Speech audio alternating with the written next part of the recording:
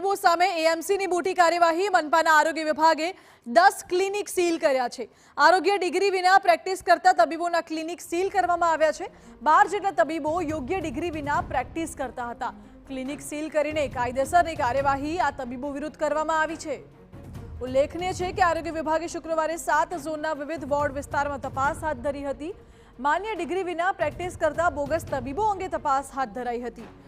જે તે ક્લિનિકમાં તબીબની degree allopathic સારવાર માટે માન્ય છે કે નહીં તેની તપાસ કરાઈ। સાથે જે રજિસ્ટર્ડ તબીબ દ્વારા જ સારવાર અપાઈ રહી છે કે નહીં આ વગેરે બાબતોને ધ્યાને લેવાઈ હતી। અને તપાસમાં જે પણ તબીબો યોગ્ય ડિગ્રી વિના પ્રેક્ટિસ કરતા હતા તેમના ક્લિનિક સીલ કરી દેવાયા છે।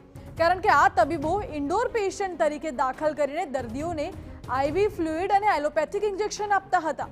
અગાઉ પણ 22 ઓગસ્ટે અમદાવાદના દક્ષિણ ઝોનમાં 2 ક્લિનિક સીલ કરાયા હતા।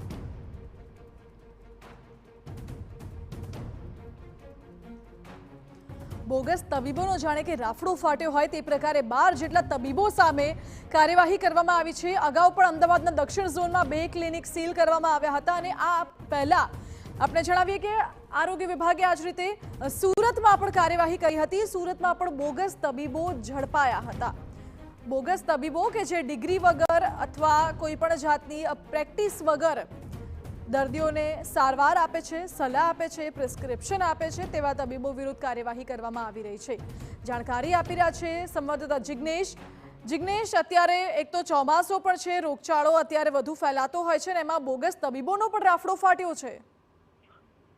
માનસી, જે રીતે બોગસ ડોક્ટરની વાત કરવામાં આવે તો વસ્ત્રાલ હોય, વટવા હોય, સાથે જે છેવાડાના જે વિસ્તારો છે, લાંબા છે, આ તમામ વિસ્તારોની અંદર બોગસ ડોક્ટરો પોતાના ક્લિનિક ચલાવી અને રાત દિવસ પ્રેક્ટિસ કરી રહ્યા છે। આ બાબતને ધ્યાન પર રાખી અને કોર્પોરેશન દ્વારા એક મુહિમ ચલાવવામાં આવી કે જ્યાં પણ બોગસ ડોક્ટરો દેખાયા હોય પોતાના સર્વે દરમિયાન અથવા તો કોઈ કમ્પ્લેન મળી હોય, આ બાબતને ધ્યાન પર રાખી અને તેઓએ કાર્યવાહી કરી અને જે કાર્યવાહી દરમિયાન 10 જેટલા ક્લિનિક છે તે સીલ કરવામાં આવ્યા અને 12 જેટલા બોગસ ડોક્ટરો મળી આવ્યા કે જેઓ કોઈક ડોક્ટર આયુર્વેદનું ભણ્યા હોય અને તેઓ એલોપેથીની પ્રેક્ટિસ કરતા હોય એ પ્રકારનું પણ જોવા મળ્યું।